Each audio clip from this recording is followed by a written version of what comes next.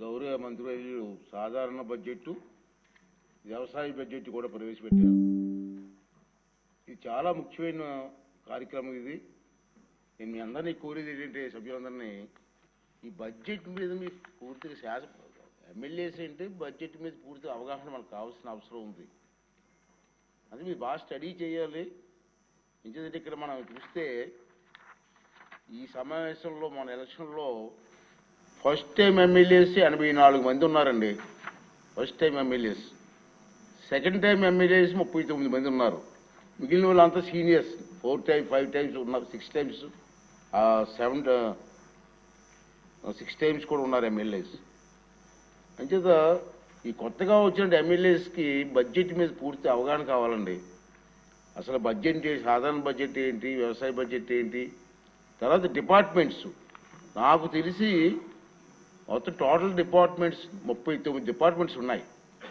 అంటే అన్ని శాఖలు కలిపి వాళ్ళకి ఎంత బడ్జెట్ కేటాయించేశారు, ఇవన్నీ కూడా సభ్యులకి బాగా పూర్తిగా అవగాహన ఉండవలసిన అవసరం ఉంది. అది నా రిక్వెస్ట్. అంచేది మీ అందరినీ ఇచ్చారంటే, మీరు రేపు జరగబోయే సభలో ఈ బడ్జెట్స్ మీద మాట్లాడాలి. మాట్లాడమే కాదు, సలహాలు కూడా ఇవ్వాలి. తప్పేం లేదు. మీకు అనుభవం పెట్టే సలహాలు కూడా ఇచ్చే అవకాశం ఉంది. కాబట్టి అందుచేత నేను ఏం చేశానంటే, రేపు హాలిడే సభకు. ఎందుకంటే చదువుకోవడానికి రాజుగారు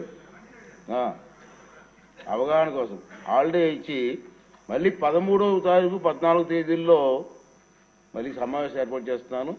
ఆ సమావేశంలో ఈ సాధారణ బడ్జెట్ పైన ఇది కూడా చర్చలు జరుగుతాయి. దాని మీద దాంట్లో మీరు అందరూ కూడా మనస్ఫూర్తిగా పాల్గొవాలని చెప్పి నేను కోరుకుంటున్నానండి. రెండోది ఏంటంటే, మీ అందరినీ రిక్వెస్ట్ చేస్తాను. నేను ఇక్కడ మా అసెంబ్లీలో మీతో పాటు మీరే కాదు, మీరు చాలామంది అవుటర్స్ వచ్చేస్తున్నారు, లోపలికి ఎంటర్ అయిపోతున్నారు. ఇది సెక్యూరిటీ ప్లేస్. ఇది ఏ ప్రాబ్లం రాకూడదు. ఇక్కడ అందరూ లోపలికి ఎంటర్ అయిపోతున్నారు. ఎంటర్ అయిపోతుంటే ఇక్కడ మేము ఎంతమంది కంట్రోల్ చేసినా మీతో పాటు ఎంటర్ అయిపోతున్నారు. ప్లీజ్ దయించి మీరు రావచ్చు, వద్దంటలేదు. అక్కడ సెక్రటరియట్లోనో ఎక్కడో ఉంటే ఇక్కడ అసెంబ్లీలోకి రాకుండా కొంచెం కంట్రోల్ చేస్తే మనకి ఇబ్బంది లేకుండా ఉంటుంది. కాబట్టి దాన్ని మీరు అందరూ సహకరించమని చెప్పి మరోసారి కోరుకుంటూ మళ్ళీ 13వ తారీఖున సమావేశం ఏర్పాటు చేద్దాం. రెండోది ఏంటంటే, మనకి ఇక్కడ భోజనాలు కూడా ఇప్పుడు మార్చాను నేను. ఈ గేట్లో 5th గేట్ నుంచి లోపలికి వెళ్ళి రైట్కి వెళ్తే ఒక డైనింగ్ హాల్ ఏర్పాటు చేసాం. బయట అంటే అది ఎక్కువగా రద్దీగా ఉంటుందని.